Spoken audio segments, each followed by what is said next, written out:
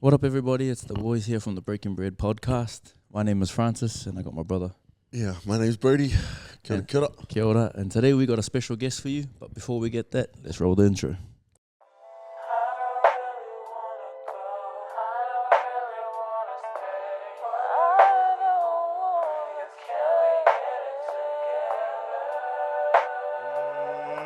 Let's get ready to rumble! What's it on that beat? Oh.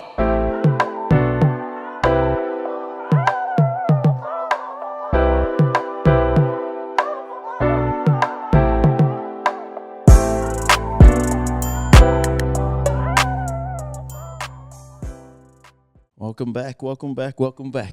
Like we said before, just before we get into it, I wish to make a special shout out to the team at Unfazed for hooking us up with some new gears. If you haven't already, go along and follow their page. But yeah, shout out to the team at Unfazed. But like we said, we got a special guest for you today. One of the most decorated rugby league players, female players in this country. Say the world, eh? In the world, eh? Who's been fortunate enough. We're fortunate enough to have her sit on the couch with us. I'd just like to introduce to you Krystal Rota. Yo. Kia ora. Kia ora, Krystal. How are we? Yeah, kia ora, guys. Firstly, thank you for having me on your guys' podcast, but I'm very well, thank you. It was a long time coming, eh? I think I had asked about a million years ago, and finally got the yes. Finally get the yes. Nah, but we'll get into it. So, firstly, can you just introduce yourself of who you are, where did you come from, and a little bit about yourself? Yeah, I'm Krystal Rota. I've got two beautiful children, Nikayla and Larico. Nikayla's 10 and Larico's 16, soon to be 17. So that shows how old I am. But yeah, just about myself. I was born here in Auckland in Green Lane and pretty much raised my whole life in Manurewa.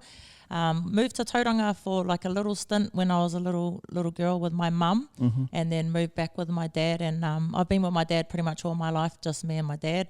So I'm a daddy's girl, very much through, and still to this day. Pretty much live back and forth with my dad. I've got my own whare, but at dad's every other night because him and his wife are my main babysitters for my girl. So yeah, that's a little bit about me and where I'm from. Yeah, from Riwahad. Eh? Oh, we're getting You all got the these Riwahad tattooed on you? We're getting all these guests and they're all from Riwa. Riwa. Man, I have to change it up a bit.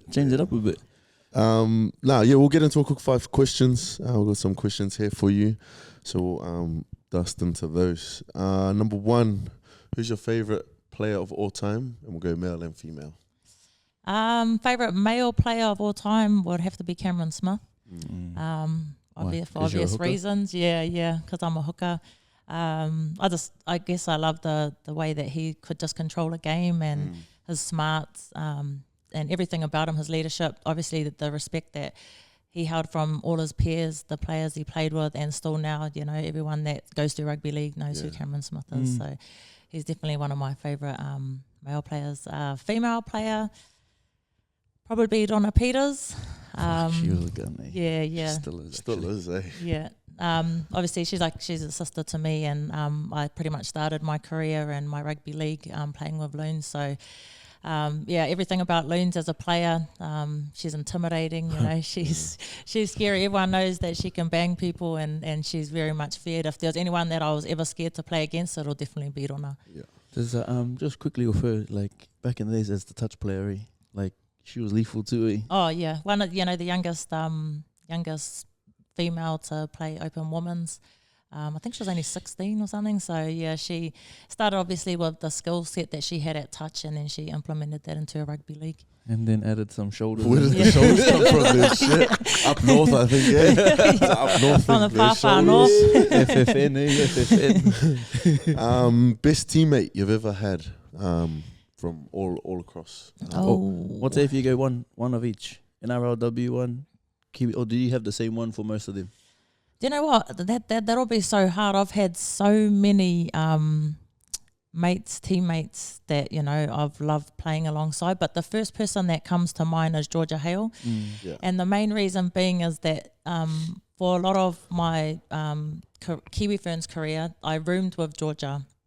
And a funny story, the only reason I roomed with Georgia is because I was breastfeeding. Yeah. So I only felt comfortable expressing my milk because the first time I had to do it was with Georgia. Yeah. And then that was just something, as I went through campaigns when I had to express milk, I was obviously, Georgia was my roomie. So I just had requested for her to be my roomie continuing forward. And then it was just something that happened. So it was a connection and a bond of being her roommate for so long that, her stuff that she did on the field also, it just made that connection with her and I really, really strong as a friendship, and also like as a player, the type of player she is. She just works hard, effort on effort, right to the bitter end. So if there's one name that came to mind straight away, it's Georgia Hale, but I have to say that there's so many ladies that I've been honoured to play alongside in my career, and room alongside. Any special mentions besides Georgia that want to throw out there? Gosh, on the spot here. Don't forget anyone, or else you'll get a message. No, I'm going to leave it at Georgia. Fair enough. Oh, just a quick question about Georgia. Like, from what we see from the outside, is she like the ultimate professional in regards to like how she prepares, how she looks after herself, everything like that, like everyone talks about? Oh, 100% and more. There'd be a lot of things that people don't see that Georgia does, and because she's still young, she's still got a lot of career ahead of her, and the things that she's already accomplished in that short time, she's just the ultimate leader. And I always sort of gravitate towards people that are all actions, and she's someone that's all action. She'll be the first to show up for anyone, and she just at training, everything she does is 100 miles. She's that Harry Hart out at training that just that just goes hundies, and I love that. I some people are just naturally gifted and talented, and they get by that. Georgia's worked hard for everything that she has and everything that she's done, and I really admire that about her. She just got golden boots, eh? Yeah. I think she just got golden boots. She's a legend, honestly. She is an absolute legend. And still, like you said, like on the younger side, eh? Yeah, still got plenty more years to come. All right.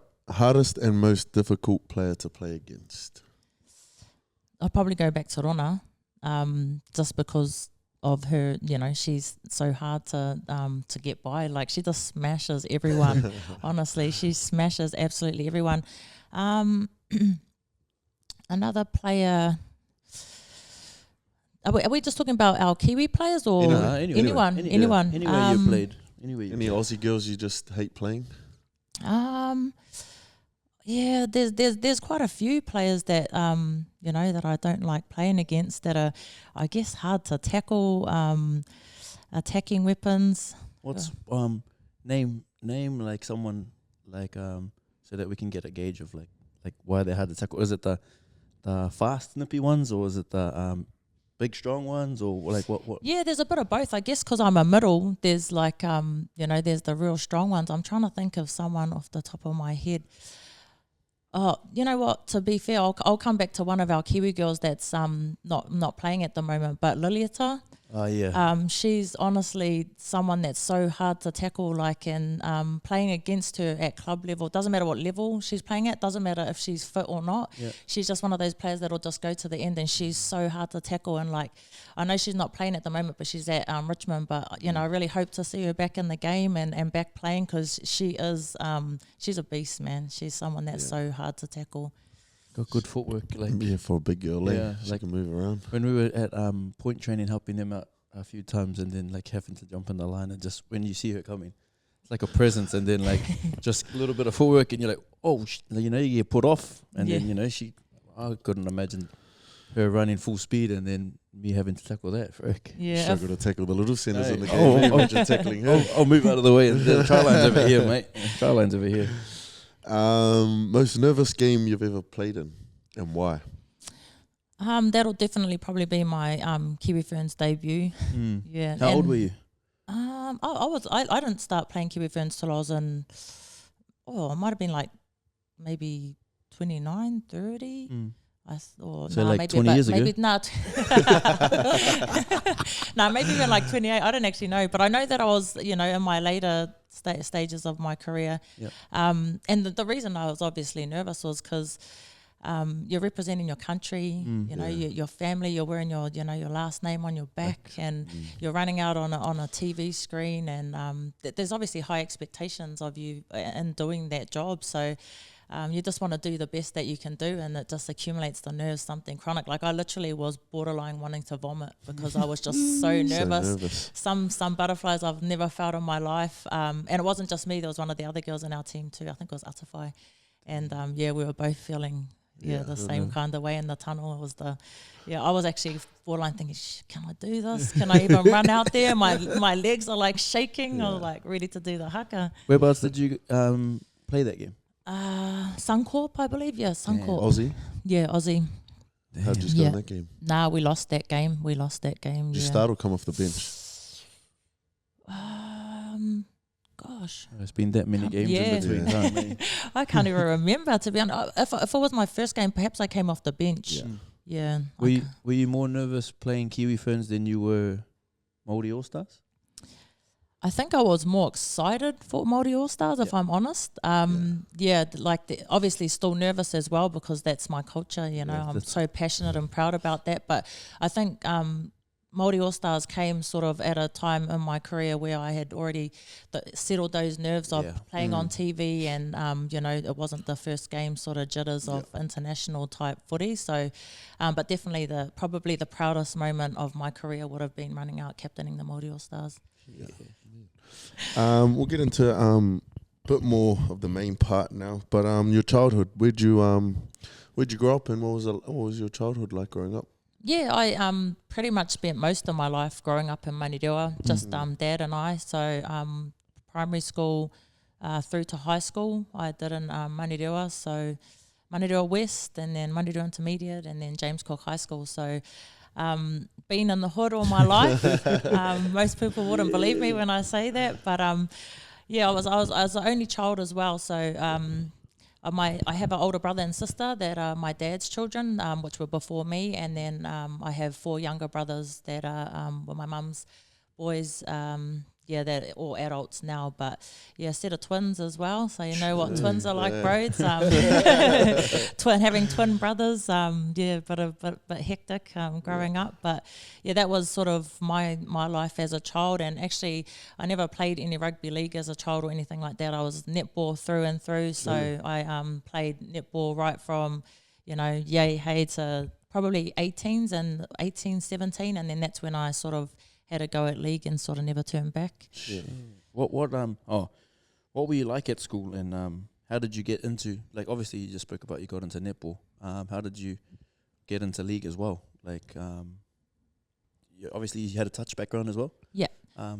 Tell us all about that. Yeah, so I like I was saying, I played netball right through to high school, and then high school, like I just sort of did school sports and netball outside because I was like hard out kapahaka. So I did kapahaka from intermediate right through till I finished high school, and honestly, it was a blessing being a part of kapahaka because that kept me out of trouble, that kept me on the straight and narrow because I didn't have time to fluff around like we were at kapahaka and wānangas and all that throughout high school. And then any sport that I did do was kind of in the interim, and then on Saturdays playing netball. Touch came later on after school as well, so I started playing touch just through going to have a jam with a friend, and then ended up getting into representative counties, and then I sort of had a dash at New Zealand, and then and then with rugby league, it's actually funny. I used to hang out with Rona and Hilda's brother, and that's how I met Hilda and Rona, from going to one of his games, and I saw them there, and then we sort of caught up on the sideline, and my uncle was actually coaching a team at Mainirewa. And I said to them, come down and have a jam. Well, my uncle's coaching. And then, that's history from there. We had a bit of a run together there. And then we went back to Papakura, and their father and mother were the ones that started our team at Papakura. And, the rest is history. That was the first sort of team that we established. And, we're getting pumped every week in, week out. And then, I think we might have won about Won how many in a row? 10 championships at Shit. Papakura. The Papakura women have won. I haven't been a part of every single one of them, but I was a part of maybe at least 7 of them. Damn. Yeah, so So, like, you know, during going through school, kids will come to the realization, I want to be a league player during that sort of school. Was it ever a sense where you're like, I want to be a netball player, or was it just like going through school, like, I just want to do cuppers? going through school, no, I wanted to be a silver fern. I really did. Like that was at the top of my and like the team that I played for all growing up was my family team. Yeah. And to be fair, I was probably the most hopeless out of all my cousins. Like I would just make rep sides, but like my cousins were always in there. Like they were just brilliant players. This is Rusty's sisters, and you know Rusty. So Rusty's sisters were just so good. Like just athletic. Everything about them. Didn't have to do much training. Just so good at netball. And then there's me over here training hard and trying to get good at it, and just sort of scraping in there. So you know, sports is definitely in our blood and my family's blood. We got a very athletic type of family, but yeah, poor old me was just borderline making it. So netball, but you know, when I did give league a jam, my first game I was like, oh no, stuff this, man. I was so sore, it was so physical and something I wasn't used to after playing netball. But I think the environment and doing that kind of thing, the adrenaline, I guess, was what sort of kept me in the game and kept me trying to get better at it. Even when I started playing league, I was hopeless as, like, could barely useless at tackling. Like, it was definitely something where you have to work on your craft and get good at it. Do you think that's what separated you to like everyone else? Like you said, you probably didn't think you were the most talented, but you were like the hardest worker. Yeah, definitely. I am someone who tries to work hard for whatever I want, whether it's like a sports or even outside of sports, anything that I put my mind to. If I really want to do it, I try my best to achieve it, because if I don't, then I'm like, well, least I tried, kind of thing. And that's the attitude I've sort of had all my life. And with sports, it was definitely me. Like, and I was lucky that my dad would push me too. You know, he'll take me out to Tocha Park. We've got a bush up there, and he'll just make me run, take me down the fields and make me do laps and things like that. And there was like no mercy, you know, he didn't have mercy on me. And it was tough love, but I'm so grateful for it, because it taught me good values and ways of good work ethic, how to train hard and stuff like that. So big credit to my dad for pushing me as a child to those sort of limits. That's it's pretty cool to hear. Like because obviously with Rusty, his sisters and SJ and that is like, they're real talented, eh? Yeah, like very. Really talented, except Rusty. But,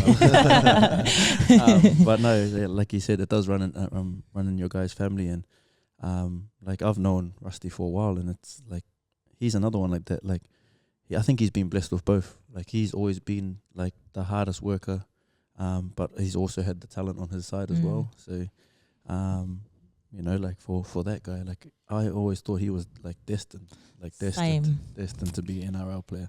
Or go as far as he wanted to with it. So shout out to Rusty. Shout out to Rusty. I need to give you a headbutt.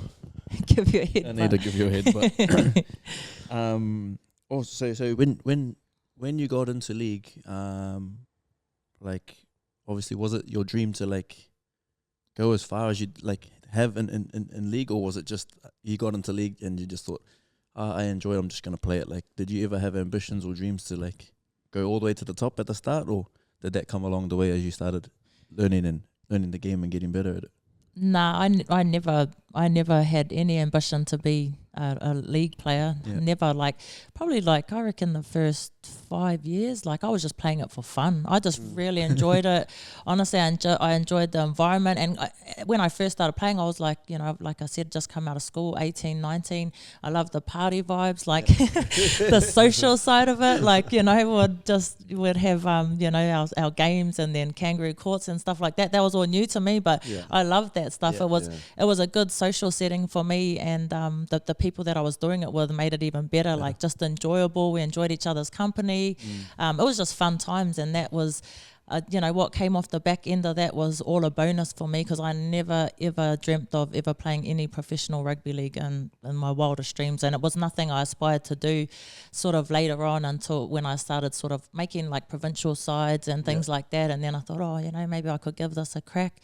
And then obviously having my older cousin Rusty, you know, coaching and doing things like that, he pushed me in the direction of that kind of stuff too, because I know he always believed in me as well. So, big ups to him for sort of guiding me in that direction, because he ended up moving on to coach the Kiwi Ferns and stuff like that. And my sort of foot in the door was I had a big break off rugby league after my mum passed away, and I needed to have a break away and just refocus on myself, and obviously just nursing mum through all that took a big mental strain on me. So I just came back into rugby league, and I wasn't sure if it was what I wanted to do, but sort of Rusty had said, come down, we've got a Kiwi Ferns camp, I just need you to come and make up some numbers. And then so I was like, yeah, sweet. So I went down to the camp, and he paired me up in a game against Honey, and Honey was just ragdolling me, throwing me all over the place. I was playing centre, man. I hadn't played league in a couple of years, and she was just throwing me all over the show. And I was like, oh, bro, I don't miss this. Or not what I want to do. But then, it was one of those turning points where it's like, I either give this a good crack and get back into it, or and I needed to give it a good crack, because I'm not going to return to the game and be thrown around like that again, or just give it up. So I chose the other side of going and giving it a good crack, and I'm grateful that I did. So you said you started off with Kura, and then you just go on. Was it from then you just go on to win 10 in a row? Wasn't? No, I don't think it was 10 in a row. I know that it's 10 championships that Papakura have won to this date since they started. But I think the first couple of years we probably lost, and then we had a good stint on the run. And then in between I'd sort of moved to Rewa and then back. So I had won a couple with Rewa as well, and then I sort of shifted back to Kura. I sort of had to do what was sort of fitting for me and my whānau as well, what was more convenient and things like that, what worked for my family. But I know that Papakura have definitely won 10 championships to date. So how long had it been? So you'd been playing for, say, maybe 5 years until you got a call up to the Kiwi Ferns? Oh, no way. I'd been playing a long time before I had my call up to Kiwi Ferns, maybe even 10 years. What about when you went to that camp that Rusty invited you to? How long was the gap between then to I think about 2 years. Oh, yeah. From that gap. Yeah, from that gap it was about 2 years, and then I was a part of the Nines, the New Zealand, or the Nines that they had. in Suncorp? Nah, the one that they had in Eden Park. Oh, yeah, that's Yeah, right. yeah. Oh, that's right. Yeah. They had that series, eh? Yeah. So I was a part of that, and then we won that actually. So that was my first sort of stint, but that wasn't Kiwi Ferns. That was like New Zealand Nines. But yeah, that was my first sort of go, and then from then on, I was into the Kiwi Ferns squad, and then playing from there. But if you look at the game, well, when you started, there wasn't many opportunities to become a professional as a league player for women, for females. Yeah, no, there was no pathway, and obviously there was no age groups at all. So it was like some of the girls would come from playing with the boys into women's, but they weren't allowed to play straight away because there was that age gap where they weren't allowed to play women's just yet. So there was the interim of what do they do, because they're not allowed to play men's, but they're not allowed to play women's. And there's no girls' grades. And there's no girls' grades. So, the likes of Kahu, Peters, she was smashing it in the boys' grades, and then you get to a certain age where they don't allow you to play. Yep. She's good enough to come play women's, but the rule is that she's not allowed, so she just has to wait her time out and play in a rugby league. So those were the sort of struggles back then for our younger girls coming from boys' grades to then not have any footy to come into the women's space. So, I love the fact now that these girls have all the grades from age groups going through for pathways and things like that. We can still be a lot better with our pathways, and obviously there's space for improvement in regards to creating pathways for our girls to transition from their age groups into the women's space and then into the elite space.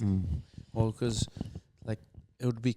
Do you imagine if you were starting your career right now, how much opportunities there are compared to when you first started? And plus, when you first started playing women's, it would have been all the older women that were in the game at the time. Compared to if you look at the game now, there's heaps of young girls that run around in the women's grade. Oh yeah, the change between the grassroots level is because when I first started playing Fox, it was all older, well-established men looking to take any young kid's head off. But now you go into the game of Fox, now it's all young kids, and you're trying to keep up with these fellas. Have you noticed a difference over your years since you first started to where the game is at now? Oh, 100%. I'm obviously in the I'm in the older mature ladies space now. But when I first started being around 18, I was like the baby, and that's 18 now. Like the babies are not 18 in the teams there. And also the other thing in that is that girls are in the gyms at younger ages now. You know, they're pumping weights at 15, 16. You know, when I was 15 and 16, I didn't even know how to lift a dumbbell. You know what I mean? Lift weights till you got into Kiwi Ferns campaign. Exactly, and that changes the whole dynamic of the game because girls are more athletic. They're so much stronger, and like you said, you know, when I was playing was older women that would have never been to the gym their whole lives either, and it's the young girls now that are athletic. And that they're so much harder to tackle, you know, they're so strong in the contact. It's it's just that the whole game's evolved since when I first started playing to now. But it's exciting as well. Like I get excited about it, you know, like I look and watch the game and see how far it's come, and I'm grateful to have been a part of the journey from when we had nothing. My very first Kiwi Ferns camp, in fact, we stayed in Whakatane at a marae. And we had to, you make your own breakfast, go and help yourself to some Weet-Bix or whatever. You pack your own lunch, you make your roll and get your pack of chips and an apple and chuck it in your bag, go down to the training fields, which is pretty much a paddock, you know, like no lines marked out. It was rough, man. It was real rough. Yeah. And then when I made Kiwi Ferns later on, we're staying in hotels, we're having buffet for breakfast, lunch and tea.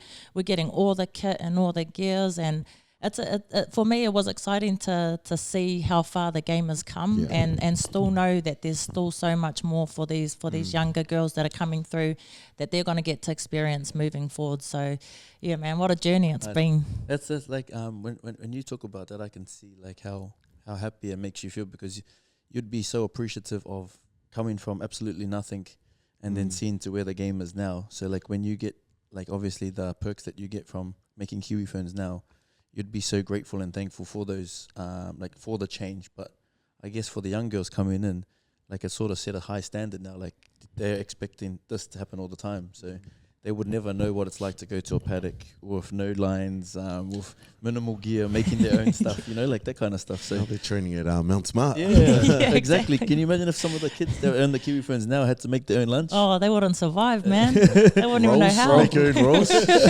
Rolls, no butter on it, just take the fruit. But just stuff like that. Like, it's cool to hear, like, obviously, firsthand from yourself, just how much the game has grown in the female space. Because like you said, you've been there from the very get-go in the sense of when it first came out to where it's at now, and it's only going to get better and better as the league generates more money.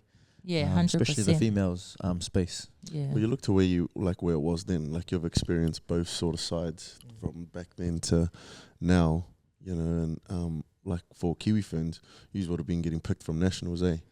And then to now, you got girls playing in RLW, which is like a way, I guess, well, they're getting paid now. So yeah, 100%. It's a big jump, but it's like, well, with the new teams coming through, it's just going to get bigger and bigger. Yeah, and even saying that, with like you said, the girls are getting paid. We had to pay to go to do anything for Kiwi Ferns. Would be fundraising. We'd have to pay our way. To now, you know, the girls, you know, starting rate for NRLW is like 30K. Which I think will be going up this season as well. So when we first started Warriors in the inaugural year, it was I think it was the minimum rate was 3,000, and you know, and now it's 30,000 to start, and that's, you know, you look at marquee players on triple figures. So yeah, it's even the financial side of things is increased, and then moving obviously from when I played at Warriors to then when I went to play for Knights, that was a massive jump financially, to live in Newcastle, live in a hotel, have our own cars, get paid, go to training in the top-notch facilities, you know, have dinners made for us after training, you know, have all the best recovery things like that. So like it's just a massive jump, and I can just see it getting bigger and bigger in the years to come. So how hard was that? Like obviously before, like a while ago, like not getting paid, like you've seen it with even like Black Ferns, Kiwi Ferns, like you weren't getting paid at all, and a lot of that money, I guess girls struggling with work, having to go away on trips and stuff like that. It's a lot of commitment.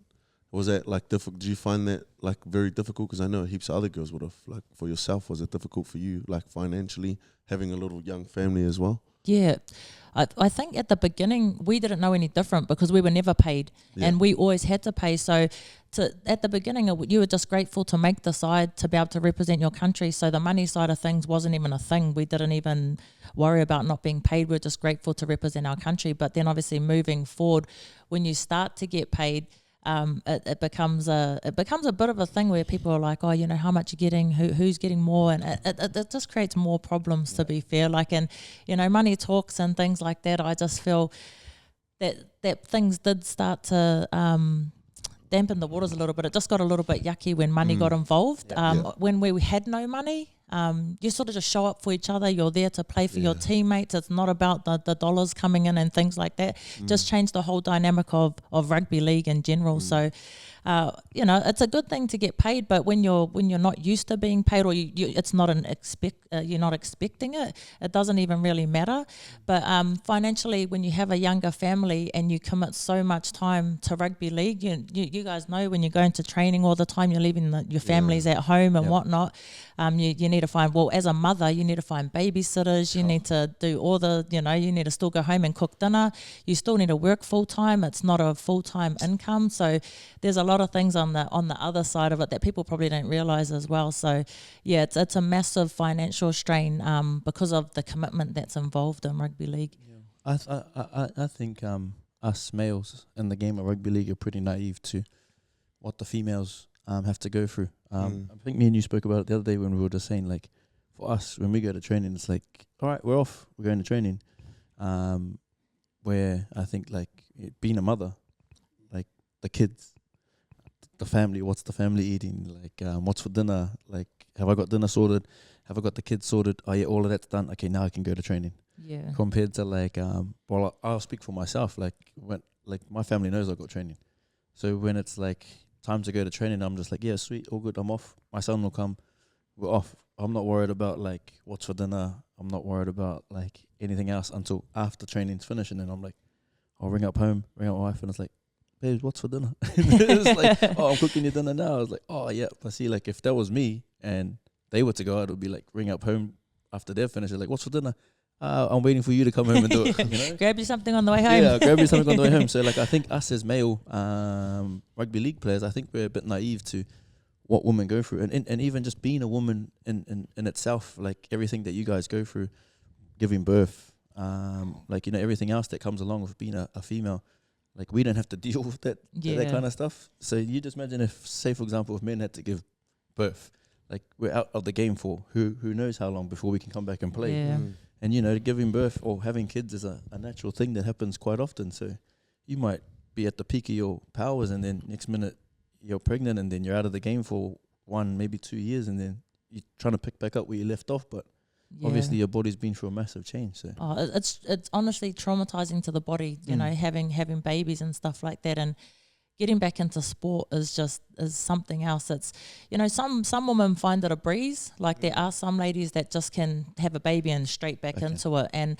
But you know, for majority, it's so traumatizing on the body, what the body goes through. You know, bearing a baby for 9 months and then giving birth.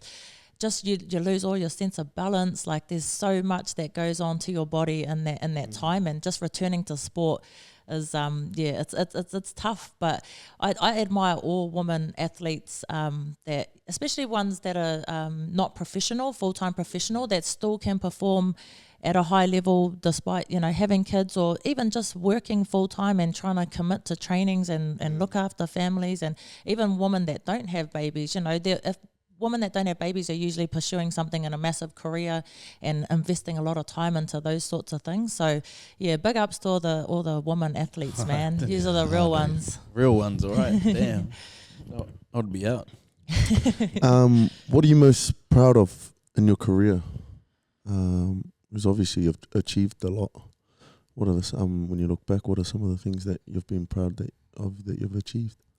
I reckon probably captaining the Māori All-Stars for obvious reasons. Like I'm just like proud of my culture, proud of my people. and proud to carry a Māori name, like last name as well. So getting to do that, and it would have still been the best time of my career, even if I didn't captain, even if I was just to play Māori All-Stars. That's definitely been the pinnacle of my career. And I always say that whenever I talk about my footy career, that's always at the forefront as Māori All-Stars was definitely the highlight of my career. What were like the emotions in that going that you were going through when obviously the Māori All-Stars team got named and then now you're the captain? Like, what were some of the emotions that were going through that you went through? Yeah, I know I 100% cried. I know I cried. I still remember the day that I got told that I was captaining. I cried. Just so many emotions. Like from after that game, I thought, if I was to retire after this game, I would be happy with my career and I would be happy to hang the boots because of the fact that I got that opportunity to do that. And it just was that campaign actually was a real hard one for me because when we were over there, my first cousin passed away back in New Zealand, and our coach was obviously Rusty, who's my cousin as well. My dad was over there. My other cousin was our cultural advisor. So there was a lot of my family over there, and we actually couldn't make it back for her funeral, and she was our first cousin. So it was a really like tough and emotional campaign for myself because I was quite close with my cousin as well. That's and right. I wanted to get back and be there for her kids, my nephews and that. But I just went out there and just played for her and obviously for all my family. But it just added something more special to the game and the occasion. That was definitely a memorable campaign and game for myself. Damn, that was a little while ago. How did you guys go in that game? Yeah, we won. We won. Yeah, we won, and I actually got the winning try. Like no eats, but that just topped off the game because I remember like it was like down to the last. I think it was in the last like couple of minutes, and I just scooted out of dummy half, went straight out of dummy half, and my luck was just there. I just like got in through a gap and scored the try. But I actually had I don't write stuff on my wrist, but that game I did. I wrote my cousin's name on my wrist, and I just remember like looking at it and just like tearing up. I just got so teary. So yeah, that made it even like a sweeter moment for myself. It was meant to be. Yeah. It took us through like a week through the week in that camp. Obviously you see a lot of stuff through social media about all the cultural stuff that goes on both sides. Indigenous, you've embraced the Indigenous culture and the Māori culture as well. Talk us about like a week going through and like learning a bit more about the culture and stuff like that, because you would have had Aussie girls in there too who had probably never experienced their Māori side. You had a lot of girls over there that were born and raised in Aussie that are Māori, so it was like for you, and then seeing those girls like get to experience that too.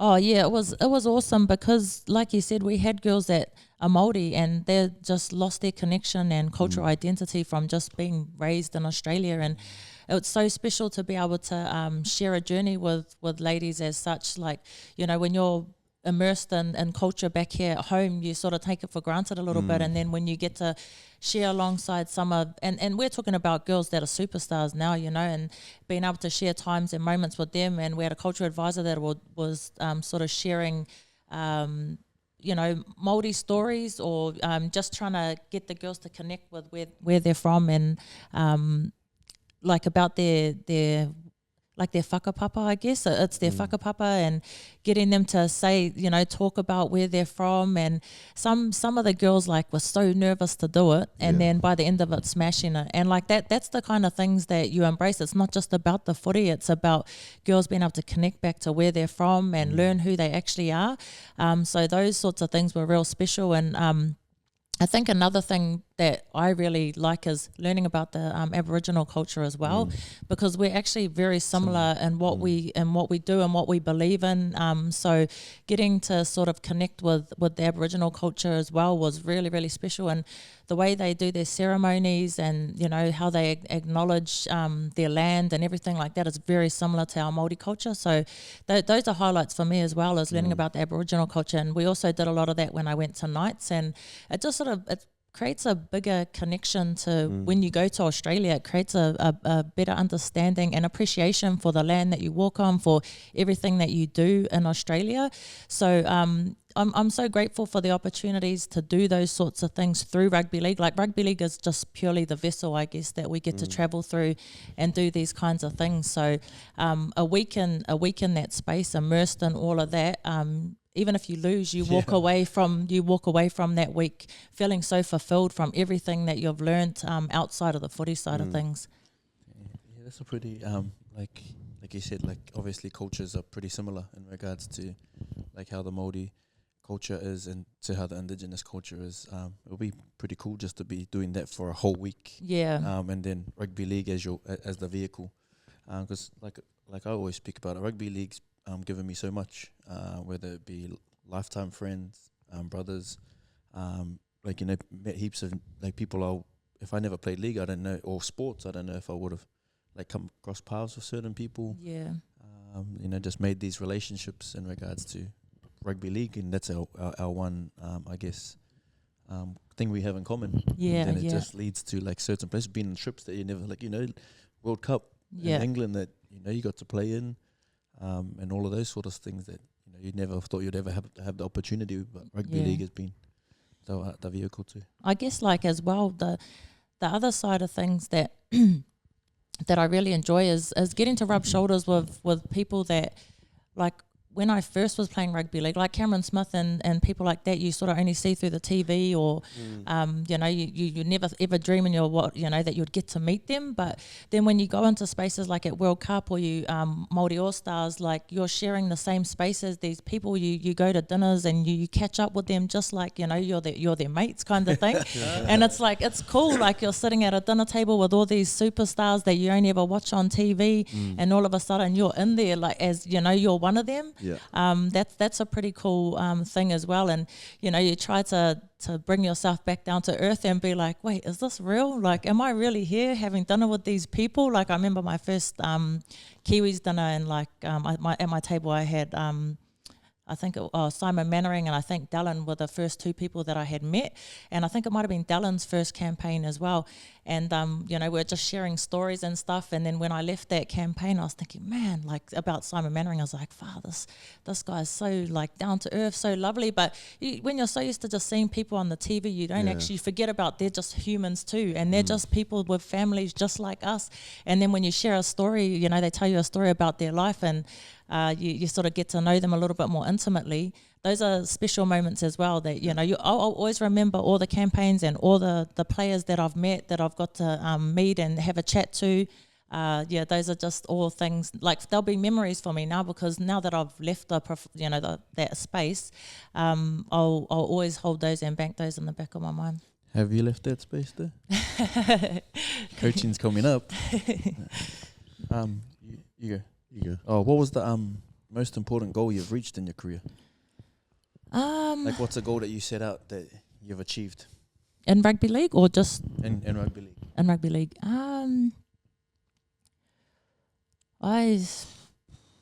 in regards to like my playing career, like, I never thought that I was obviously going to play for the Kiwi Ferns, but that was sort of not because I played Kiwi Ferns before I played NRL. I think a goal that I actually set was to play an NRL campaign, and that was basically because it came after Kiwis. I never had sort of set out until the later part of my career to be a Kiwi Fern, but once I knew that the NRLW was starting, that definitely became a goal for me. And I didn't know if it was achievable for myself, because I was like in my 30s already by then, and like I was coming to the back end of my career. So I definitely had set out to have at least one NRLW season, so I'm grateful I got more than that. But yeah, that's probably one of the goals that I did set in the back end of my career, was to have an NRLW season, and I wanted to do it with the Warriors, obviously. Let's talk about that year, like the first year. Yeah. Big, obviously it's a big occasion because it's the first ever women's team for the Warriors. New Zealand-based team, so you would have had a lot of New Zealand-based girls. What was that like? Because were you captain that year? No. I think Laura was our captain. But you would have been one of the leaders in the group, I was definitely one of the older ones there, yeah. How was that? Like, obviously the first team, Obviously being from the Warriors, how was that for like you and the team? Actually, what number warrior are you before you start? Number 9. Oh, yeah. Right. Yeah. So does it just go 1, 2, 3, 4, 5, 6, 7, 8, 9? Like fullback was 1. Yeah. Oh, number 1 was captain. Oh, yeah. Yeah. Number 1 was captain, and then it flowed through, and I was, I still was number 9, Okay. which I'm grateful for. So, yeah. So the first inaugural year was it was a real special year. Like, we literally had rallied together our players from from home, and we we got a pretty close bond. Like, it was the first time we had all shared that kind of space together, because even Kiwi Ferns was different. Like, Kiwi Ferns, you come together for a campaign. Yeah. Whereas this was a season, Yeah. a rugby league season at the same kind of level. So it was still, a high performance level. And, it was the first time being exposed to like a long term of having an S&C, training in a gym consistently, like doing recovery, like all those kinds of things. People will laugh because for Australians, that's just normal. a given, man. Normal, That's what they do. Yeah. But here in New Zealand, we don't get those opportunities. We don't get to do that. So it was a pretty special year for us to be able to share that space and do that all together. And our first ever game, I'll never forget, because we flew over to play the Roosters, and that was the opening game of the whole NRLW. Was that in Perth? No, it was in Sydney. Oh, yeah. But we were flying over, and there was a massive storm, and our plane got redirected to Brisbane. So then we flew to Brisbane, we landed in Brisbane, we had to stay there the night, which meant we hadn't had dinner or anything like that. So we were eating at like midnight, 1 a.m, and barely any sleep. We had to get up, I think it was like close to 5 to then fly from Brisbane to Sydney. So we played our opening game on probably 1 to 2 hours sleep. Eating early hours of the morning. We were lucky to get the first ever win of the NRLW competition. So that was something special, and something that we'll forever remember as our first Warriors team to have that kind of rigmarole and all that muck around to then go and play the first NRLW game and to win. You build so much tight bonds and connections with the girls that you have those trials and tribulations with. It was definitely a challenging season for us, but one that we'll remember forever. I remember because you guys, it was the same year. I think you were training around the same time as us, because when I was playing 20s. And we did an opposed session. I think we did a post session against you, and I was running at half, and I remember we were running shape down a short side. What's her name? I think it might have been Jules. Oh, yeah. Bro, I came down a short side, look up, and I just get my head taken off. And I was just like, whoa. I was like, oh. She was like, yeah, no. I was like, oh, shit, it's only a post. But, that's mean. Like, obviously, first win, to have like that sort of adversity to go through that, and then was it a big? I bet it would have been a big party after that. To go through all of that, and then I don't think we partied like until the end of the season, because we were like traveling every weekend. Yeah. Like and we were trying to be professional athletes. Like we were trying our best, taking it seriously. Like, and especially me, being old and stuff. You can't risk having a drop of alcohol when you're trying to recover, man. I need all the good nutrients going through my blood to recover well. So I think we saved our party till the end, and we ended up having it at the Ortex house. Oh yeah. And we had a big rage. Yeah, that was a cool because that's where Carmen and Spence yeah. So that was choice, but we waited till the back end of the season. It was a pretty tough season too, because there was only 4 games. There was there's only 4 teams, so you pretty much had to win every game, to go through. But I was still proud of our team. Like it was a year to remember for our Warriors women's. What about your Knights? Played for the Knights a couple years later, eh? Yep. And then being stuck over there during COVID and not playing. How was that for you? Like, obviously you got your little family back here, and you being stuck over there, can't come home. I bet it was a big challenge for you, eh? Yeah. So I was lucky that I didn't go. So all the girls went and got stuck for 3 months. I wasn't a part of that. So I was supposed to fly. I think it was me and Puko, one of the other girls. We were supposed to fly, but I had to delay it because I think around that time my daughter was starting at school. So I had delayed my flight 2 days. And in the interim, that was when the borders shut and everything shut. So that's when the girls got stuck there and stayed there for 3 months.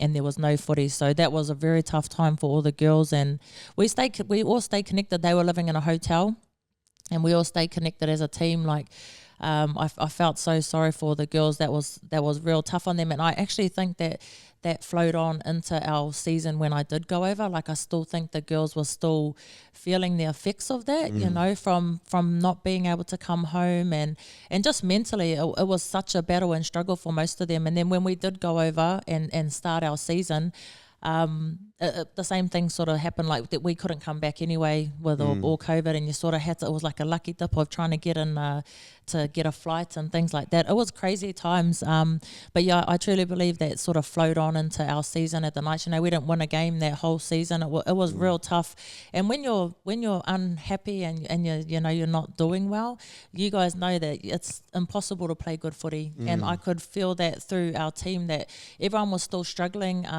You know, everything just seemed like we were pushing uphill constantly as a team, and it wasn't that we weren't connected, because I felt like we were tight as a unit, and you know, we were trying so hard. You know, culturally we were doing all the right things as a team.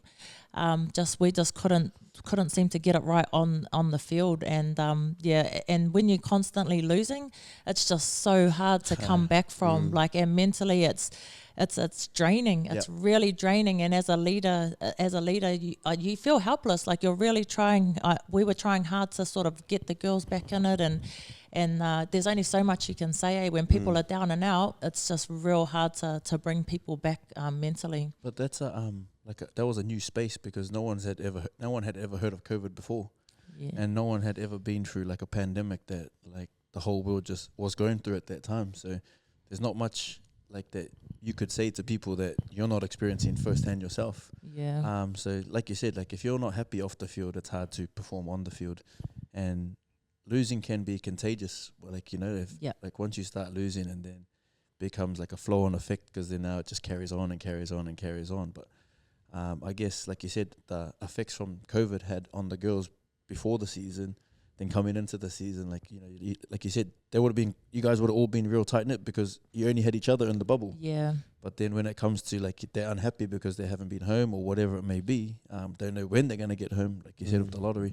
it would have been hard for them to flick that switch from, I'm going through this situation, now I've got to play. Plus, it was the Knights' first year, wasn't it? It was the Knights' first year, and what happened was, like, we got over there, and then one person got COVID, so we would have to would be in pairs. So we had roomies, and would share, like, you'd have a separation of the rooms, and then would go in the one car together. So you'd travel to training together. You'd pull up under the car park, and they'll test you. You'd have to sit in your car until the test come back. So you'd sit in the car for about 15 minutes. You'll get the go ahead to go to training, and then you'd go and train.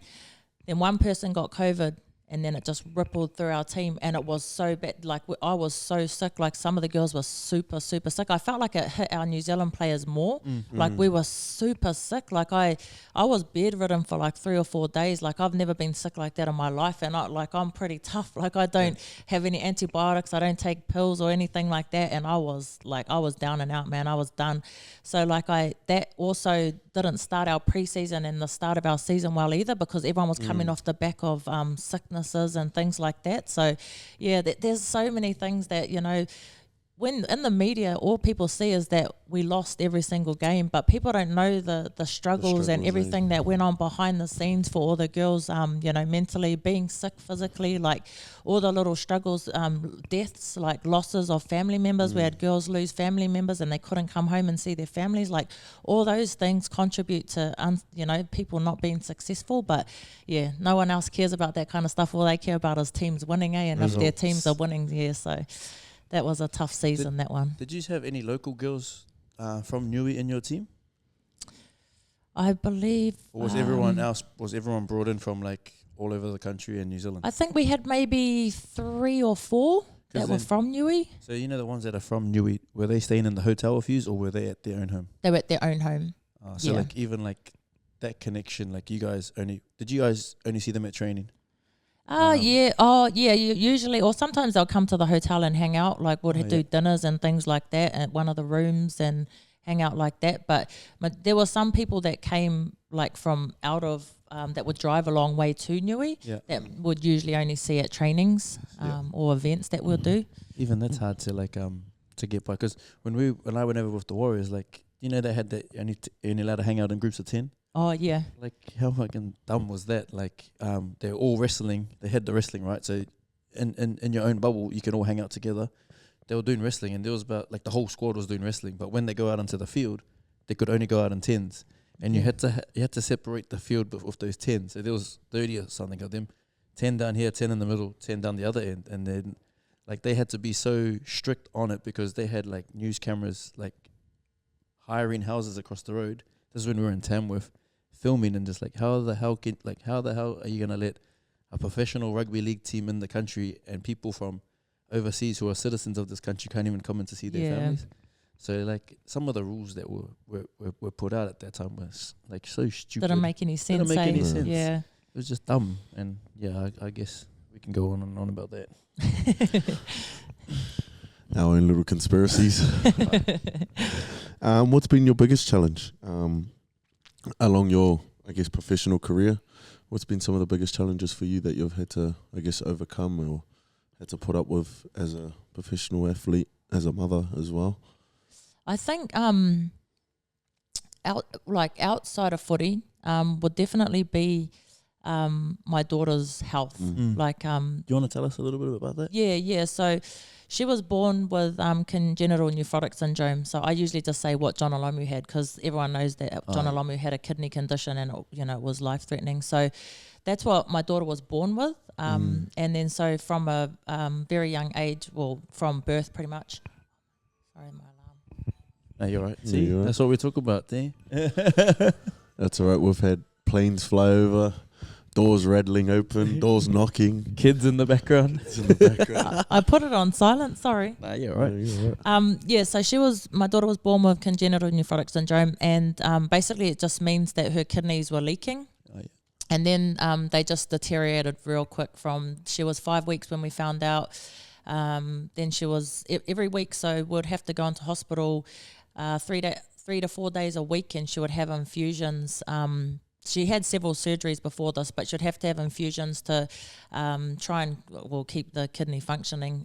But yeah, it just deteriorated real quick. So she had one taken out, and then she had one left, and then she went on to dialysis, and I used to do her dialysis from home. So even that was a struggle, because I'd connect her to her dialysis machine at 7 o'clock at night, and then she had to be off it at 7 o'clock in the morning. So it was a 12-hour cycle. So I couldn't go to league training, obviously, because she was on her machine for 12 hours. And that was a massive struggle. So I did that for maybe about 9 months-ish, if I remember correctly. And still in the interim, we were in and out of hospital, because when your kidneys aren't functioning, there's a lot of other health issues that arise and things that go on. So even just trying to day-to-day living, let alone trying to include league, was an absolute struggle. She was on, like, at one stage, like 22 medications a day, and that's time-consuming, drawing them up, making sure they're all the right doses, having the right pills, trying to get them into a baby to start with, because she was obviously a baby, trying to get all that medication into her. And then it came the time where the one kidney that she did have was no longer functioning, and she needed a transplant. So her dad and I went in to get tested and see who would be compatible, and we're both compatible. But her dad said that he would go ahead and be the donor, because I was still breastfeeding Nikayla, and he said it'll be easier if if I look after him and her as opposed to him trying to look after both of us. So they went and had surgery when Nikayla was 15 months, and she has one of her dad's kidneys now. So even that, having an adult kidney still comes with a lot of struggles, because when they did the transplant, you could imagine a big kidney going in a baby. Couldn't fit properly, so they had to take out Nikayla's intestines and everything and put it in a different place where our kidneys are. So her kidney's in the middle, whereas ours is behind our rib cage. And to keep that functioning well, we have to do a lot of things, like hydration is massive. She has to have at least 2.2 litres a day, and as a baby and a kid, trying to get that kind of water into them is a mission. So she has a tube in her stomach that we can top her up if she needs to, which she still has now, and she absolutely hates it, like playing sport and stuff. She's only just started playing sport. It leaks, and when it leaks out bile out of your gut and it like smells like vomit. So those are all the little, you know, as a mum, man, it's just been a mission to keep her well, she gets sick from any little germs and bugs because she's got a weak immune system. So the medication she's on help her body not reject the kidney, and then that makes all her immune system low, and then that means anything makes her sick. So, you know, she gets sick real quick, and yeah, she's still on heaps of medications, and it's just, as a parent, all you ever want is to see your kids happy. You guys know that, and it's real hard for me to constantly try and keep her life as normal as possible when it's not normal. And she wants to, you know, as a kid she was growing up, I don't want to do this, I don't want to do that, but reality is that's what she has to do to stay alive, you know. And it's as a mum waking up every day worrying about the longevity of the kidney now, and it's not going to last forever, wondering when she's going to need the next kidney transplant. That's back to the question way back. That's been the biggest challenge for me, is keeping her health well and trying to balance all of that and squeeze rugby league in when I can, because it is squeezing rugby league in around all of what she requires and what needs to be done for her, because it's a mission, to say the least, to be honest. But yeah, that's probably been the biggest struggle, to sort of still keep playing at a high performance level, being my age, having my business, like all the little things outside of footy have been challenging to keep my head in the game as well, because mentally that stuff really does affect me mentally. I'm just constantly worried about my daughter's health and her life, and then trying to focus on playing a rugby league game. It really does put into perspective what's really important in my life, and although rugby league has always been a priority, it's really not as important as most would think. Yeah, that's fine. It's crazy. Straight up, man. Like when you think about it, like what you have achieved in regards to like just rugby league alone, not outside of like normal life, no one would ever have guessed like what you have been through in regards to like your daughter's health. Like even to this day, you're still going hospital visits, eh? Oh yeah. Like, and no one would ever understand, or no one would ever believe if you said like, I do this, like that's 24/7, right? Yeah. Like your daughter's care, like I do this 24/7, and I only get the chance to do squeeze league in here and there. To what you have achieved in your career of just rugby league alone, like we said at the start of the thing, like the most decorated female rugby league player in this country, is like no one would ever believe that that's what you do 24/7. Like everyone would think it's vice versa. Like, well, like obviously your health of your daughter's first priority, but if everyone would think you're 24/7 rugby league, and then you were just squeezing like little things in here and there, but it's the total opposite. So like to see what you have achieved and to see where you are as a person, and obviously you're just getting started in your next part of your journey in the rugby league scene, but like it's such an inspiration to like see that, like, and I know that a lot of people would be like, nah, fuck no, like, bro, she looks like she trains like 24/7 and everything she does is rugby league, but just from your accomplishments. But to hear like the story that you go through just to keep your daughter alive and healthy, and like you said, like there's nothing more than we want as parents is just healthy, happy kids. And like, you know, you got to do that like daily, hourly, minute, like, you know, sit down to the minutes, so to speak. So frick, I think that alone will inspire a lot of people, like especially if you don't have kids and you got all these excuses, like fuck, what's your excuse why you haven't got to like the top 8? Like it just makes me think like about like my journey. Is like, fuck, what's stopping me from getting to like, you know, that level? I got all these excuses in the world, but fuck, I don't have to like, you know, take my kids to the hospital every day and that sort of stuff. And it's sometimes you're in hospital for a few days, eh? Yeah, there was one stint we did like 3 months. I remember like you give people a little bit of an insight through your social media. And man, like I think like, how do you do it? Like your daughter must be strong, but then she's got a mum like you. It's like obviously like you're like what you do, and seeing what you do through social media and the person you are, like it's such a big inspiration, like for a girl so young to, you know, like be as strong as she is. Man, you could tell she's just like her mum, eh? So yeah, she's like, I've learned so much from her, like as her being my daughter, like on a daily, like I even just like every morning and night, like she's on a 12-hour trough for her medication, so she has to have it 12 hours, like 8:30 night, 8:30 in the morning. It's like just has to be done that way. And like I'll be like, hurry up, take your medicine. And sometimes I rein myself back. I'm like, all these things no other kid has to do, and she's out here doing it, and I'm growling her when she's like 5 minutes late from taking her medication. And it's a reality check for me. She knows no different, which I'm grateful for, because my son was already older. She knows her brother doesn't do it, but she's not having sleepovers all the time. Last night was her second sleepover ever, and she's 10. But like just those sorts of things, it makes me look at her and admire her so much, taking medications the way she does. Like she just takes it like a champ. She has these big like tablets, and she takes about 6 of them a day. No complaints whatsoever. And here I am growling her for being 5 minutes late. But it just, it puts a lot of things into perspective, and it gives me a reality check a lot of the time. But she's definitely my inspiration and a hero to me anyway. So you must have a real good support system in regards to, because if you got work, then, like you're like, and something must happen to your daughter, or whatever it may be, like your daughter needs to do whatever, like your support system in regards to partner, dad, family, like all of that stuff, like must be like you got to give them a big shout out as well. Any opportunity I give my family a shout out, 100%, especially my stepmom. So my stepmom, my dad's wife, when I grew up, like I didn't see eye to eye with her because she was taking my dad away from me, man. Give my dad back. But after my mum passed, and my parents were living in Paris, and then my dad and my stepmom were living in Paris, and they came home to help me because I was struggling. And then when I fell pregnant with Nikayla, and I asked my stepmom to come and be in the birthing room with me because my mum was no longer here with me, and she took that on and she came with me, and our relationship just changed from then. And I like love my stepmom with every inch of my body, man. Like since my daughter's journey started, she's been right by my side. Like I'm getting a bit emotional.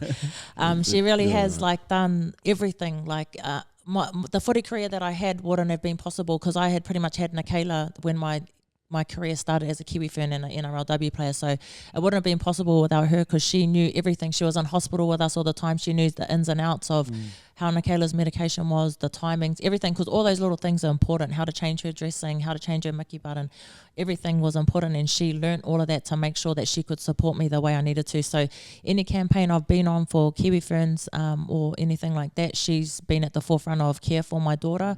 And even trainings, like still now, like as a coach, I'm still needing to lean on her to watch Nikayla while I'm at training. She takes Nikayla to netball, everything.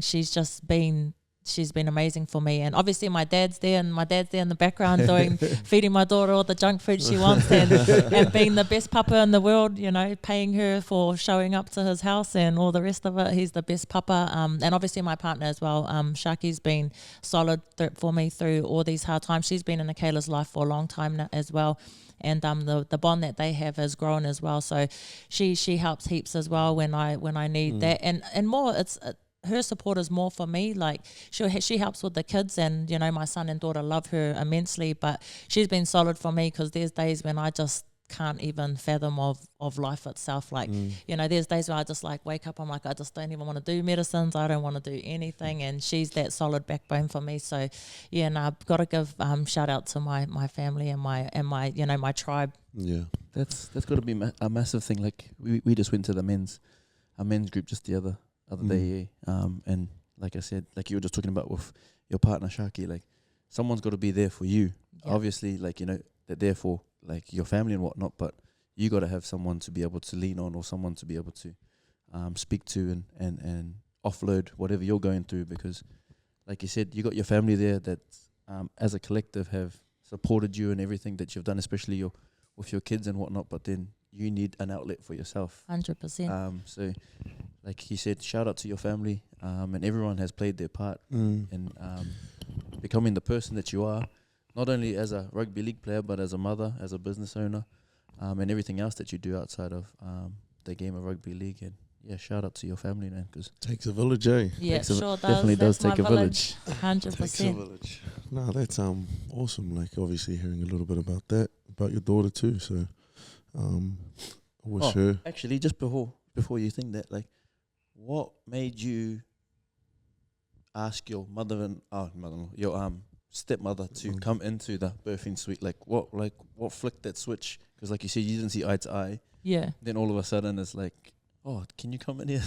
And she might have turned around and said, hell no, no. Like what sort of like flicked that switch for you to be like, actually, like, you know, you're my stepmother, like I want you to be a part of this. Yeah, she it was more like growing up. It was just me being a spoiled little brat and just wanting my dad all to myself. If I'm honest, it was like not that she ever did anything wrong, but yeah, like to be honest, because she's my stepmom's European. Yeah. And like in our family, like we're like obviously Hati Māori, but she's just like been so solid for my family. Like she's like running our marae, doing all our things at our marae, and it was the genuine love that I saw her give to my dad and all my family, like all my cousins, my aunties, my uncles, and being of different ethnicity, it was different for her as well, because that's not how the Europeans do it in their culture, and just to see her embrace our culture, my family, and especially my dad, the person I love the most in the world, and to see her love on him, even when he's grumpy, even when, you know, he's not the best, like she's always solid for him, and that made my love for her change. And then obviously losing my mum, she was that person that stepped in to be that person for me. So it was a given that, you know, I wanted her in the room with me and to share that moment with me and support me through that. So you grew up. Yeah, I grew up 100%. I changed my ways. Yeah, you got it. So we know now you've hung up the boots. I always say people when they say, "Oh, retiring," so you'll never hang up the boots. Like there's going to be a time where you put the boots on at one point, but you've hung up the boots, and now you're a coach at coaching the Papakura girls. How's the transition been from being a player to now being a coach? Yeah, so it's funny, like I never hung up, the only boots I hung up was internationally, so I retired from international last year, and I never had said to anyone that I was hanging up the boots. The only reason I took on coaching was because we were actually at the Howick prize giving last year, and the girls said to me, oh, we want to go and play at Papakura again. Can you coach us? And we were joking about it. Like, obviously, after a few beers, the girls are getting a bit rowdy and start talking about it. Honestly, it was about 2 hours later, Seal rang me, and he was the Prem's coach, and he said, oh, sis, I heard you're coming to Papakura. I'm like, eh? Hey, the girls literally asked me like 2 hours ago. And it kind of escalated from there. Like, I never committed or said to the girls I'll do it. Like, I waited on it because I wasn't sure where I was at and what I wanted to do. And I knew we still had Vulcans ahead, and we also I wanted to play Māoris and sort of finish out the year of local footy. So never committed to it. And then after Vulcans, we'd all sort of play together, the same girls that had asked and stuff. And, then the sort of idea sort of started springing more. And then it came about that, I want another challenge. I am coming to the end of my career as playing, but I was like, I'll be happy to be player coach. As it was starting the coaching journey, I never expected it to be what it is, and it's challenging, man. Like, it's different. You don't get the same sort of satisfaction as a player that you do as a coach. But when I asked our Kiwi Ferns coach Rick, I sort of said to him, when I retired, like, I don't know what to do from here because it's been my identity for so long. It was really depressing for me, like thinking of not going back into play Kiwi Ferns. Like, I cried. Like, I knew it was a decision I had to make though, because I didn't want to be the player that hung around too long and I wasn't good enough. And like I said earlier, the girls were getting more athletic and didn't want to have to be trying to catch up to them or keep up with them. So I knew the decision was right to retire from international, but I still even don't know now where I'm at with playing local footy. But the depressing side of it was the fact that I still know that I can play and I still enjoy playing and I still am passionate about playing.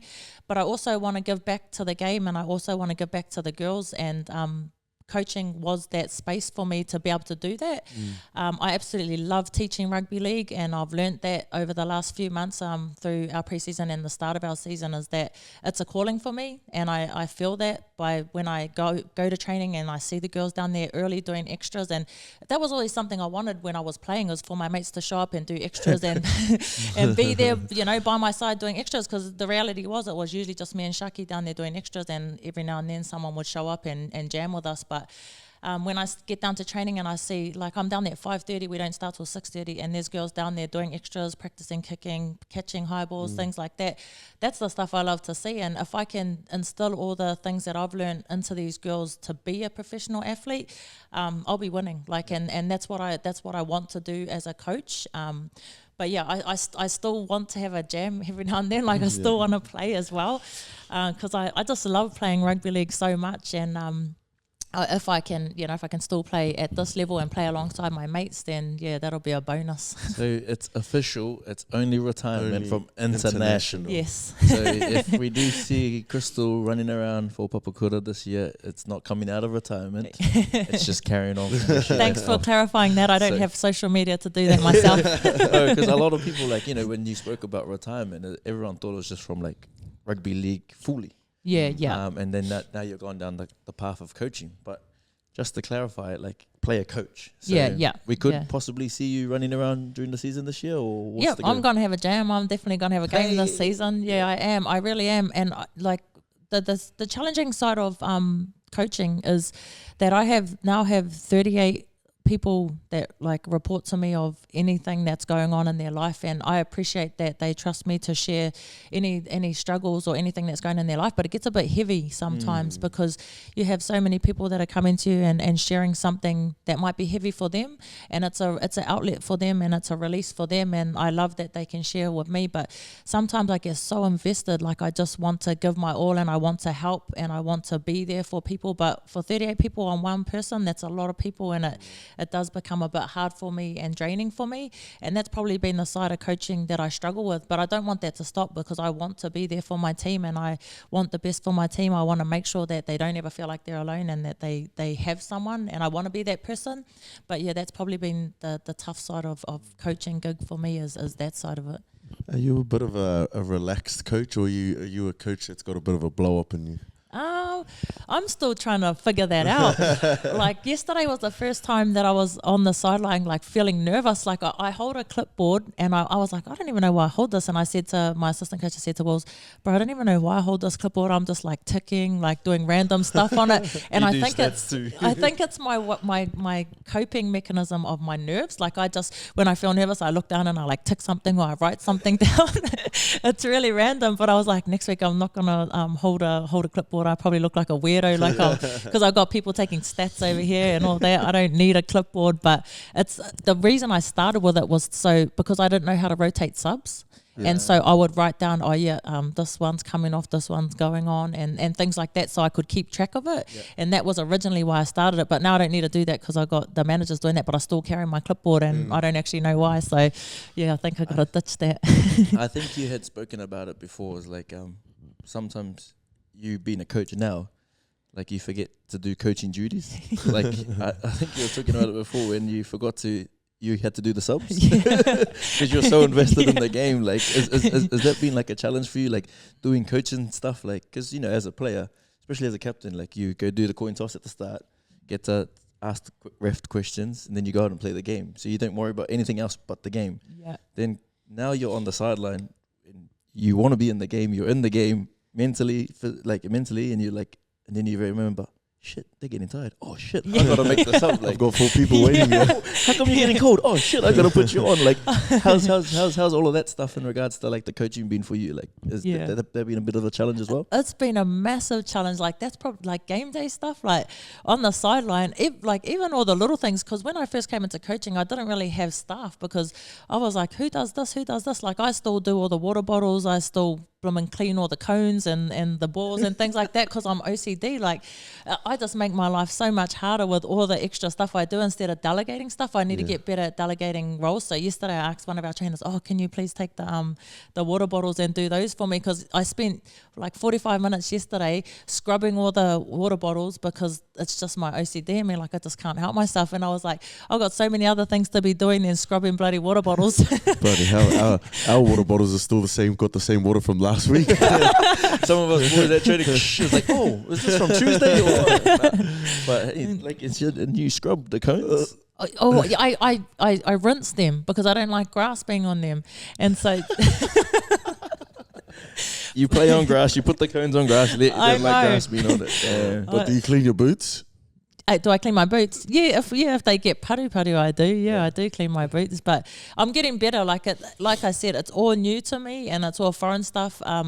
One of my S&C, Megan, she's been taking the cones and stuff just to lighten the load for me because she knows what I'm like. So she takes them and cleans them for me now. But in regards to the sideline stuff, like you asked, like I'll be so watching the game, like watching what the girls are doing, and then so I'm waiting for like halftime so I can tell them what they need to fix in that, or like for a message, like for the runner to take a message out, and then I forget I've got to rotate the subs, and then I look and girls are like hands on hips, I'm looking at me like, can I come off now? Yeah, and I'm like, oh sorry, yeah, I'll get better at that. So yeah, it's all a part of coaching that I never really appreciated, and I always think back to our coach at Rewa, Rusty, like he has been heavily invested in the women's game and he just gives everything to his teams and stuff. And when I think back, he'll be down at training like so early, lugging all the stuff down on a trolley at Rewa. Like we've got the horriblest field, like bumpy as, and he's taking a trolley down, setting everything up, and then I'll just rock up and do my conditioning, but never really appreciating everything that he was doing. And now that I'm having to do it,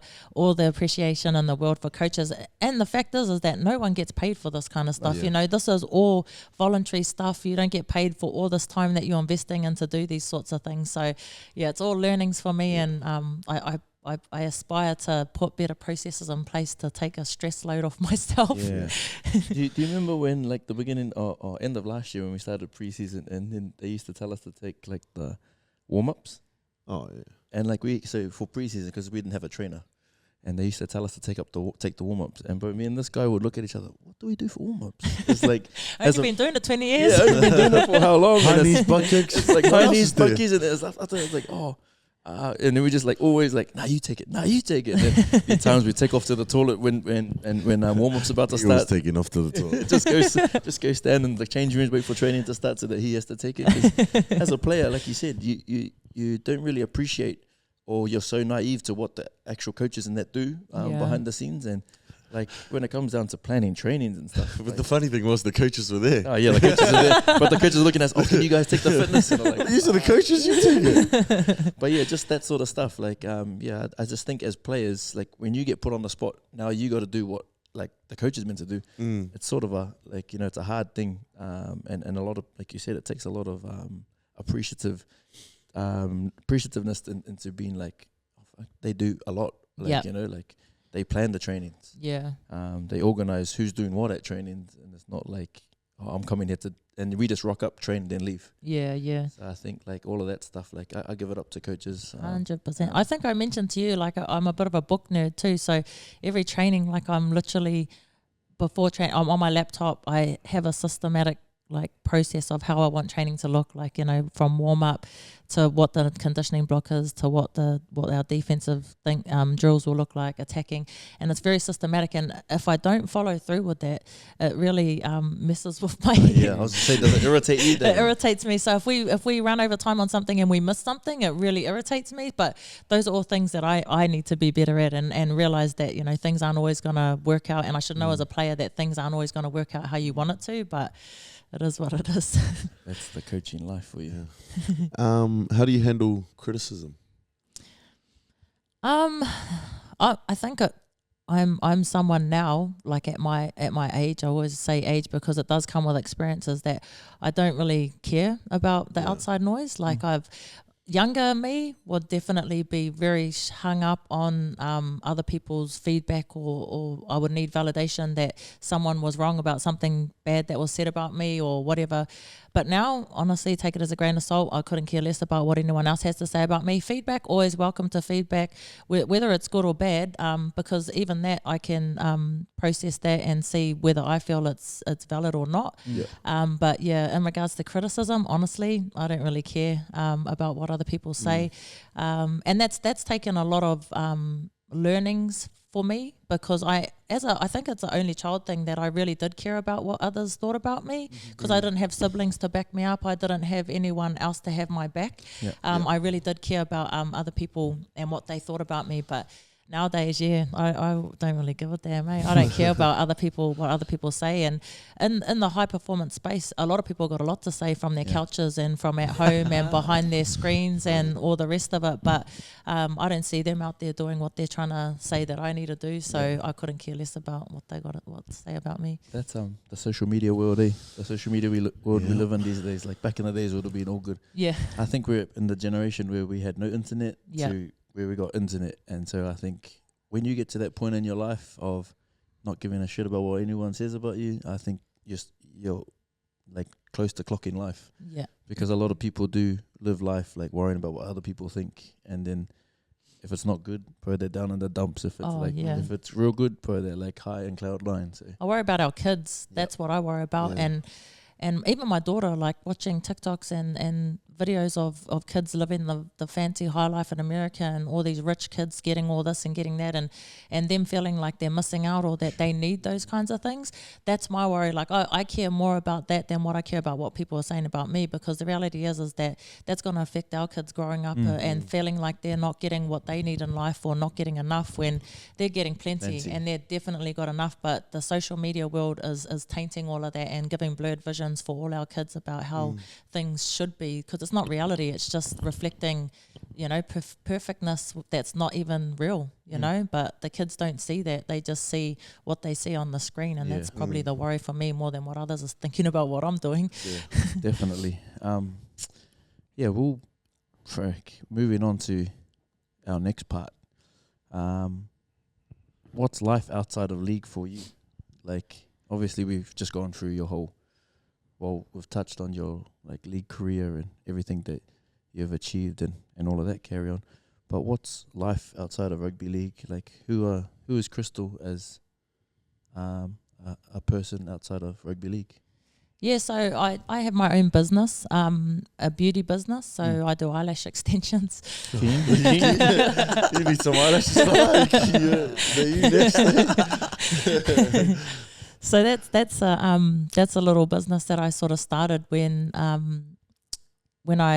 was after Nikayla, because I was at my job for 11 years that I was working at. I was working in inventory at Bluebird, and I loved my job. Like I had been there for so long. It was good money, good hours. I was like 6:30 to 2:30, and I was in and out. Like, it worked around all my sports, and the people I worked with were amazing. So when Nikayla was born and our whole journey with everything she went through, I had to resigned from my job, and broke my heart. Like, I was like, man, where to here from me? Even me, I was like, what am I without that job? Like, what do I do? Career wise. And I guess I did a lot of study. Like, I was a bit of a nerd, like growing up and stuff. But everything I had studied, it wasn't what I felt I wanted to do at that time and point in my life. So that was like an avenue that I sort of thought about, and all my friends were getting eyelash extensions. It was expensive. Like, I was like, I'll just give it a go. So I ended up doing a course for that and taking that on and just doing my friends here and there. And my business has sort of flourished now, and it was just something I was doing in between, like, because we were in and out of hospital.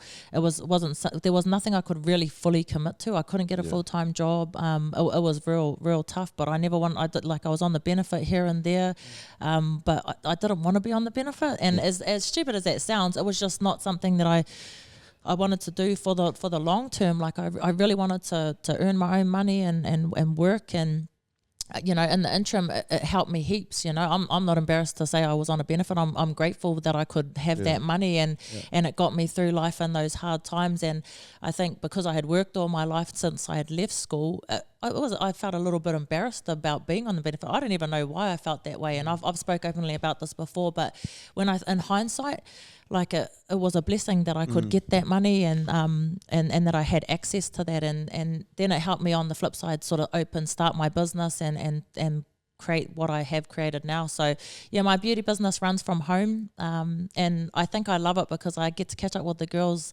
that come for lashes, and a lot of my league girls come through, and so I get to catch up with everyone as I'm doing their lashes. So, like, just to give you the insight, because you won't understand, like, doing one one client takes about 1.5 hours to 2 hours sometimes. So yeah, you could. I'm putting like one eyelash on one eyelash. So yeah, true. yeah. So that's how long it takes. So it's a bit of a lengthy process, but that just means I could catch up with the girls for like 1.5 hours. We have a chat while I'm doing their lashes, listen to music. So it's relaxing kind of a job, and I get to catch up with mates at the same time and make them feel beautiful. So you know, I'm winning. Take their money. No freebies here, buddy. Yeah, that's mean. Like obviously, you know, you just said that it was something that you had to, or that you got into because of you know, your friends going through stuff and then couldn't get a full-time job and all of that carry on. How was life for you, like during those times, like, because you would have went through some like dark times, especially like, and I'm honestly glad that you said that you're not ashamed to be on the benefit, because there are people out there who think, you know, like obviously when you think of the benefit, you think of people who are lazy and don't want to go to work, whatever it may be, but this is your situation. Like, you know, you're in a situation where you actually can't get a full-time job, and if there probably wasn't any benefit for you to go on, like, can you imagine where you would be or what you'd be doing? Nah, definitely not. And that's what I mean. Like I still, I think there's just so much like bad stigma and talk around being on the benefit. And it's pride. I guess it's 100% pride. And I didn't want to be that person on the benefit, especially if I'm going to be a professional athlete. I need to get off the benefit and get myself a job, you know. But you know, like you said, without it, I don't know where I would have been, because I had a mortgage. I bought my house like 12 years ago now, and I've always had a mortgage. So how would I have paid my mortgage? How would I have got by? I have no idea. So that job, you know, sort of the benefit, and then starting my business is, you know, what kept bread on my table for my family and kept my mortgage paid. So the business though it's been on and off, and I'm obviously doing a little bit of different things here and there. I'm a jack of all trade, master at none, like honestly. Doing the commentary stuff through Auckland Rugby League, and then here and there I've been doing the Sky stuff as well. So yeah, I've got all these different sort of roles. I do a bit of well-being stuff and going and chatting at places about well-being. So yeah, it's all different. I just love challenges, and I love to keep a bit of variation, because I'm someone that gets really bored easy. Yeah. So having all these different jobs, tapping into different, you know, things, I guess, is something that keeps my brain stimulated and keeps me interested in different things. I think that's really important to try a lot of things, because like you said, like you get bored pretty quick. If you stick into one thing and you only stick to one thing, and then you get bored of it, it's like, what else can I do? But if, you know, like you try quite a few things, especially jobs or like passions or whatever it is that you're into, then you at least, you know, you've tried whatever it is, and whatever you pick, you know, you've, like, you know, that's for you. Yeah. So I think like you're onto something in regards to with where you're going in your career. Where do you see yourself with your business? Do you going big time, or you want to stay just with the footy girls? Do the footy girls actually play like their games with their lashes done? Yeah. Yeah. You see footy girls play with their makeup on. You see them all dolled up. What about when it rains in there? Eh? Like, what the eyeliner, black eyes. Well, you got a black. Nah, yeah, like that buzzes me out. Yeah. So, where do you see yourself with your business? Like, are you trying to go grow it in regards to in a shop, or are you just gonna keep it as it is, just for, like, you know, use it as to get by, or what do you see? I don't see it long term. Definitely not. Like I know that there's other jobs out there waiting for me, because like I don't, the thing I don't like about doing beauty is I'm sitting on my butt all day long, and I just that doesn't sit well with me either, because I'm a very active person and I like to be, you know, active. So it's definitely not something I plan to do long term, and I'm sort of trying to work on things in the background and trying to get things off the ground with other stuff that will help me get active. But it's definitely been something that's kept me financially stable, so to speak, and like I said, interesting for the interim. But it's definitely not a long-term thing for me. And hopefully in the next couple of years, I'll catch up with you again, and I'll be on a different career path. The thing, every time we everything to do with rugby league, it's always Krystal Rota. Like if it's ARL, she's commentating. Yeah. If it's rugby league on Sky, she's on there. And I was like, come on, man. Well, I think I'd rather Krystal Rota than Francis Sledger. Everyone has their definitions of success. What's Krystal Rota's definition of success? Seeing my kids strive. As long as my kids are happy and doing well, that's success to me. I could do any job in the world and not be satisfied if my kids are not doing well. So I think I sort of had a bit of parent guilt through my footy career, because I couldn't invest into my kids as much as I would have liked to, because I was so invested in performing well and doing the best I could through rugby league. It sacrificed so much time away from my kids, and it was a little bit detrimental, to be fair, because I guess the biggest regret moving to Newcastle Knights is that my son moved with his dad, and he's still with his dad, and I just miss him so much. He was my best mate since he was born, and he, there was times there where I was by myself for a long time, and he was my right hand man. So when he moved with his dad, and I came back and he stayed with his dad, it just sunk deep for me. Like I just cried for weeks. Like I just missed him so much that just felt like my house was so empty without him. But now, he's happy and he's doing well, and everything that he's doing, I'm so proud of him. He's working full time in the school holidays, after school he's working, and he's doing well for himself. So that's success to me, is if my kids are doing well. Nikayla's doing well in school. She's starting to play sport.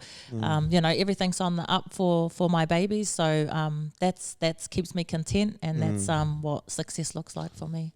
That's detailed. Yeah, hard. that is detailed. I guess we'll go to our last question before we wrap it up with you. But what's your biggest goal for yourself in 2024? This year? Was it 2024? Yeah. Oh, yeah, I'm losing track of years. 2024. Your own years of your age? Or I was like, what is the year? I've lost track of the years. Holy. Do you like just in general, or anything? Anything? What's your biggest, what's I've got a couple of goals. I'm a goal setting kind of guy. So you can tell with your notebook. For footy is obviously to have a successful season with Papakura. That doesn't mean winning. That means to see my girls grow and get better and see them chase what they aspire to do in their rugby league, and that's what this season was about. And I can't emphasize that enough, that it's not about the winning. It's about seeing the girls do well in their rugby league. That's my rugby league goal. For myself personally, I had a massive goal this year to finish my studies, and that's why I've come off social media, because it just wasn't happening. Life was lifing and social media was distracting me. So I'm trying to finish my studies of life coaching. I'm on my last paper. So that's my massive goal, to finish before the end of this year. And as a parent, I have a parent goal as well, and that was I've already achieved that, and that was massively to see my girl do some sports, which she has. She started playing netball, so yeah, that's pretty cool, and I'm pretty proud of her. Netball mum, I'm pretty excited about that. So yeah, those are probably, and business wise with my lashing, I just wanted to see that a bit flourish this year, because it's been a bit on and off over the last couple of years, and that's pretty that's pumping at the moment, so pretty happy. Yeah, life's lifing. Just one quick thing. Are you the type of parent on the sideline that's a bit vocal, or are you the quiet one at your daughter's netball games? Oh no, I'm vocal, but I'm a positive vocal. I know there's a difference between. I'm a positive vocal. When I was watching it yesterday, I'm just full on cheering, because they've been getting pumped 30-something-0. It's been really sad to watch. But yesterday they won for the first time, and I'm that mum taking videos, cheering and giving my advice, my 5 cents from the sideline, even though I haven't played netball in about 25 years. That's true, AG. Yeah. You want to go? Yeah. I'll wrap it up before I give it to this fellow. But no, yeah. I think it was just one of those podcasts that just flowed out. I think we could go on for another couple of hours. I think we've nearly been going for a little while. But, honestly, thank you for your time. I know you and Tess have been in the loop with this since a million since years. we about first started, which was about last year. So, thank you for your time. Obviously, we know you're a busy person, obviously, with your daughter and your little family and what you got going on with footy. But, just appreciative of your time, listening to your story, some of the struggles and the successes you've been through in life. And I'm sure, you're going to... obviously, you'll be an awesome coach, whatever you do in the next part of your journey, because obviously you haven't retired. But I'm hope to sure I'll see you on the footy field soon. But once again, just thank you for your time. Thank you for sharing your story. Thanks heaps. Sweet. Appreciate it. Like Bro said, it's been like I asked you a little while ago, and obviously good things take time, and. Obviously now is that time that we're able to obviously get you on, and again we're so grateful and thankful to have such a person like yourself come on the podcast, especially speak about rugby league, something that we're both passionate about, something that we're both still a part of, and something that, like we said, we could go on for days if we were to if we weren't being recorded or whatever it is, you know what I mean, and we didn't have to go anywhere. So just thank you very much for your time. I know the person that you are, the hard worker that you are, obviously hard work, the hard work that you do will definitely pay off in the long run. And with your daughter and your little family and your and your support system that you got going on, I have no doubt that whatever you pick in the future to do, like you said, with your career path, you'll be successful. As a coach, player coach, it's cool. It's cool to see that you're still in and around the game, and I think we've had decent conversations before that ain't nobody have the knowledge or experience that you have in the female department that could give back to the next generation and be able to grow the game and help the next generation become the next Krystal Rotas, if that makes sense. So to us in this country, it's probably like the Cameron Smith of New Zealand Rugby League. So again, just thank you so much for your time. I know you're a busy lady. I know you're either on TV or on the microphones and commentating or whatever it may be. But I just thank you again for your time. I thank you very much for being here and sharing your story. I know that again, that with the struggles that you've been through and the success that you've gone through, to hear it from your own mouth, I think a lot of girls will. Or a lot of people actually would be so shocked into the success that you've had going through your daily life. So just from us here on the podcast, we thank you very much for your time, and we appreciate you coming in and sharing your story. So thanks, Chris. Cool. Thank you guys for a trip down memory lane. We spoke about things that I probably haven't ever spoke about before. So I thank you guys for your guys' time as well, and allowing me to come on your guys' podcast and share some stuff. I think sharing things like this as well is nice for me, because there's probably things I don't get to talk about, and just like releasing that kind of stuff is really nice for myself. So thank you both for your guys' time as well. No, we appreciate it. Hard. Hey, and again, like we said, don't let anyone tell you what to do and wear on a podcast. For those of you that don't know, I'm just what do I wear? Can I wear this? Can I wear that? So are we starting now? We're not live, but appreciate your time, Chris, and again, we wish you nothing but the best in the future, man. So. Let's get ready to rumble! What's it on that beat? Oh.